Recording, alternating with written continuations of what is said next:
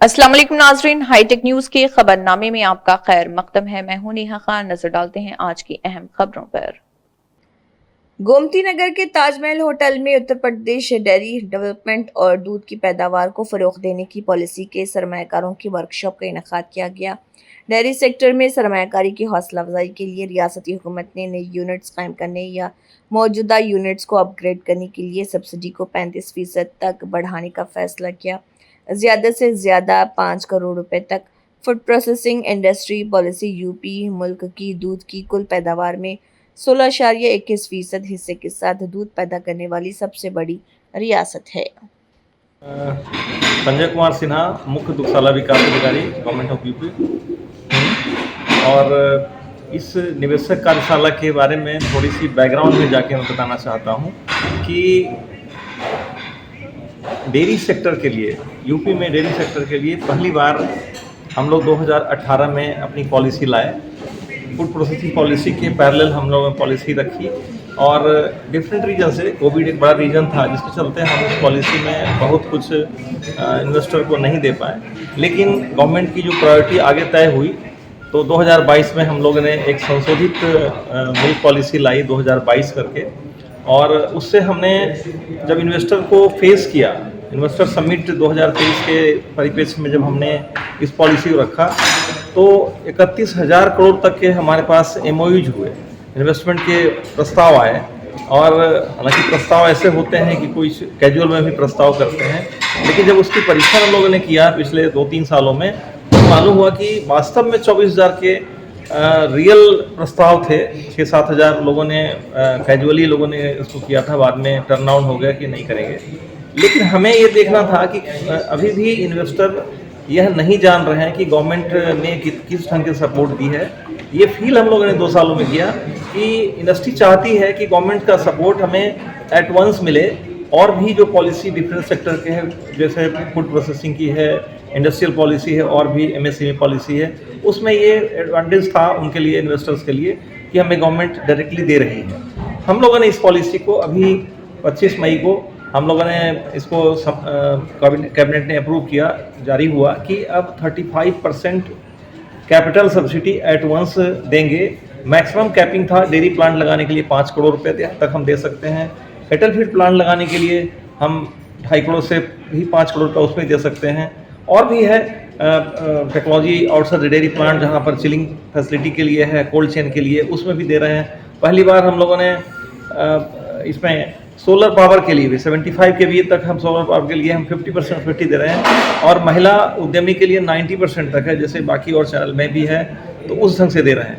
ये कार्यशाला पहली बार हम dairy development department dairy sector के इन्वेस्टर्स के लिए कर रहे हैं। उन्हें एक तरह से इंटरैक्ट करने के लिए, हम अपने पास लाने के लिए, उन्हें बताने के लिए कि गवर्नमेंट क्या कर रही है आपके लिए एक तरह से रेड कारपेट तो पहले से बिछी हुई है, रेड कारपेट पर हम फूल बिछा रहे हैं कि आप इन्वेस्ट करिए। यूपी में जो बेसिक रॉ मटेरियल दूध है उसकी कोई कमी नहीं है। गवर्नमेंट ऑफ इंडिया जो भी कर रही है अपने जगह पर रही है। स्टेट का जो रोल है वो आज भी यही है कि हम भारत में नंबर 1 बने हैं और बने रहेंगे। इसके लिए नंद बाबा दुग्ध मिशन स्टार्ट किया गया, और उस पर भी प्रोडक्शन के लिए काफ़ी कुछ योजनाएं लाई गई हैं, और वो धरातल पर उतर रही हैं।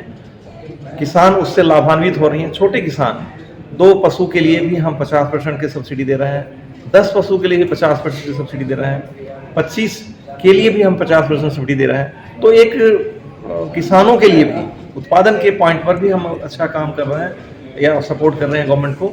लेकिन इंडस्ट्री सबसे पहले है। जब तक इन्वेस्टमेंट नहीं होगा तब तक हम अपने जो अचीव करना चाहते हैं वो नहीं पाएंगे। विजन 2047 आ चुका है। गवर्नमेंट ऑफ इंडिया के तर्ज पर स्टेट गवर्नमेंट ने भी विकसित उत्तर प्रदेश की विजन को अभी सामने रखा गया, विधानमंडल में भी हम लोगों ने भी अपने आप को तय किया। हम जो पॉलिसी 2022 लाए थे, 10% से 25% तक प्रोसेसिंग, जो मार्केट में सरप्लस दूध है, जो उपलब्ध है प्रोसेसिंग के लिए, हमने अपने 10% को 25% लाने का टारगेट किया।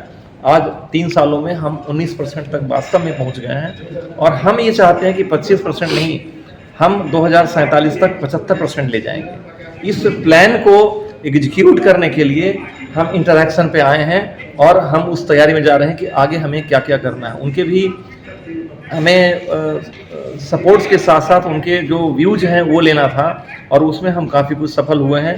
निश्चित रूप से डेयरी सेक्टर उत्तर प्रदेश में बहुत अच्छा परफॉर्म करेगा। गवर्नमेंट की $1 ट्रिलियन इकोनॉमी के लिए हम बेटर परफॉर्म करके दे रहे हैं, और उम्मीद करते हैं कि आगे चल के और बेहतर देंगे। पवनवीर सिंह है, यहाँ पे मैं स्वदेश मिल्क प्रोडक्ट प्राइवेट लिमिटेड को रिप्रेजेंट कर रहा हूँ। एज ए GM कार्य कर रहा हूँ स्वदेश मिल्क प्रोडक्ट प्राइवेट लिमिटेड में। हमारी कंपनी यहाँ बाराबंकी में स्थित है, जिसकी पर डे की क्षमता 2000 लीटर है और 21 साल से निरंतर ये कार्य कर रही है। किसानों के लिए ये निरंतर AI की सुविधा, मेडिसिन सुविधा, कैटल कैम्प, कैटल पशुहार ये प्रोवाइड करा रही है, और निरंतर ये 1200 विलेजेज में काम कर रही है, जहाँ से लगभग 1.25 लाख लीटर दूध प्रोक्योर कर रहे हैं। सर, लखनऊ में पहली बार ऐसी कार्यशाला, उसको लेकर क्या कहना चाहेंगे? लखनऊ में पहली बार कार्यशाला हुई है, इससे हम लोगों को नई नई टेक्नोलॉजी की बात मालूम चली है, और यहाँ पे एक ही छत के लिए वैर हम बहुत से डॉक्टर्स, एनिमल हस्बेंड्री के जो कुछ अधिकारी हैं उनसे मार्गदर्शन किया गया, जिससे हम लोग आगे इससे बहुत ज़्यादा लाभ ले सकते हैं, क्योंकि हम लोगों को कुछ चीज़ों की जानकारी नहीं मिलती है। इस छत के नीचे हम लोगों को वो सब जानकारियाँ मिली हैं, जिससे हम ज़्यादा से ज़्यादा गवर्नमेंट की योजनाओं का ज़्यादा से ज़्यादा लाभ लेते हैं। और मैं नोएडा से हूँ। हम लोग एक्सपोर्टर्स हैं इंजीनियरिंग गुड्स के, लेकिन अभी एज ए पैशन हम लोगों ने मिल्क प्रोडक्ट्स में अपनी एंट्री करी है। फर्स्ट वर्टिकल हम लोग अपना बनाया है। जो हम प्रोडक्ट बना रहे हैं ये स्किर है, जो आइसलैंडिक प्रोडक्ट है, और ये हाई प्रोटीन प्रोडक्ट होता है। तो इसमें क्या होता है, 400 ग्राम के दूध से करीब 100 ग्राम बनता है, जिसमें कि 12 से 13% प्रोटीन होता है। और इस पर्टिकुलर प्रोडक्ट को हम लोग फ्रिज डाइट करते हैं। फ्रिज डाइट करने से इसका जो क्वांटम है प्रोटीन का वो काफ़ी बढ़ जाता है, तो 60% प्रोटीन हो जाता है। और ये हम लोगों ने इसको बना करके इंडियन आर्मी को अभी सप्लाई किया है, जो कि बॉर्डर पे हमारे जवान जो लड़ते हैं उनके लिए ये मुफीद होता है। और यही और अभी जितने भी जिम जाने वाले हैं और जो लोग जिनको डिफिशिएंसी है प्रोटीन की, वो स्किर खा करके रोज इसकी माने पूरी कर सकते हैं उनकी रिक्वायरमेंट।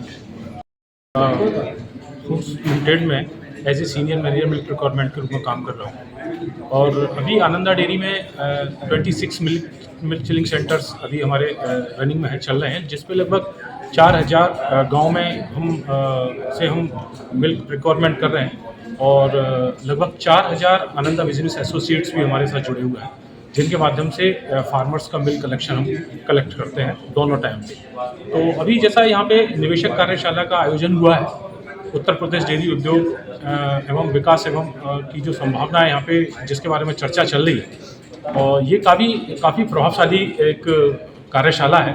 और मैं निश्चित रूप से समझता हूँ कि यहाँ पे जो छोटे निवेशक हैं उनके लिए तो ये एकदम बहुत ही सुविधाजनक और बहुत ही सहायक एक सपोर्ट के रूप में ये काम करेगी, क्योंकि यहाँ पे भारत सरकार के जो भी वरिष्ठ अधिकारी और माननीय मंत्री जी यहाँ पे मौजूद थे, तो उन्होंने भी इस चीज़ का आश्वासन दिलाया है कि छोटे निवेशकों के लिए और बड़े निवेशकों के लिए कि उनको किसी भी तरीके की भारत सरकार से मदद चाहिए तो वो उसके लिए तैयार है।